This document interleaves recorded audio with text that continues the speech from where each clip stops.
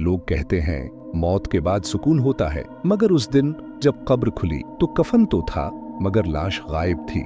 ये बात है लाहौर के एक पुराने कब्रिस्तान की, जहां एक 22 साला लड़की फरीहा को इंतकाल के 3 दिन बाद दफनाया गया। घर वाले बेहद गमगीन थे, लेकिन एक अजीब बात ने सबको चौंका दिया। फरीहा के जनाजे के वक्त कब्र के पास एक अजनबी औरत चुपचाप खड़ी थी, काली चादर में लिपटी हुई।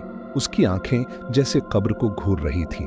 दफनाने के 3 दिन बाद कब्रिस्तान का चौकीदार रात को पेट्रोलिंग कर रहा था। अचानक उसे महसूस हुआ फरीहा की कब्र के पास कुछ हल रहा है। वो आगे बढ़ा, देखा कि मिट्टी हल चुकी है, जैसे अंदर से किसी ने धकेला हो। सुबह जब गांव वालों को बुलाया गया, कब्र दोबारा खोली गई, लेकिन जैसे ही मिट्टी हटाई गई, सबके होश उड़ गए। कफन तो था, मगर अंदर लाश मौजूद नहीं थी। कोई निशानी नहीं, कोई खून का निशान नहीं, बस कफन और उस पर ताजा फूल जैसे अभी रखे गए हों। लोगों ने कई कहानियां सुनाई। किसी ने कहा फरीहा वलिया थी, किसी ने कहा उस पर किसी ने काला इल्म किया हुआ था और वो कब्र में दफन होकर जिंदा वापस आ गई। किसी ने दावी किया कि कब्र की रात उसने कब्रिस्तान में एक लड़की को भागते देखा था। कपड़े वही, चेहरा वही, लेकिन आंखों में खौफ नहीं, ताकत थी।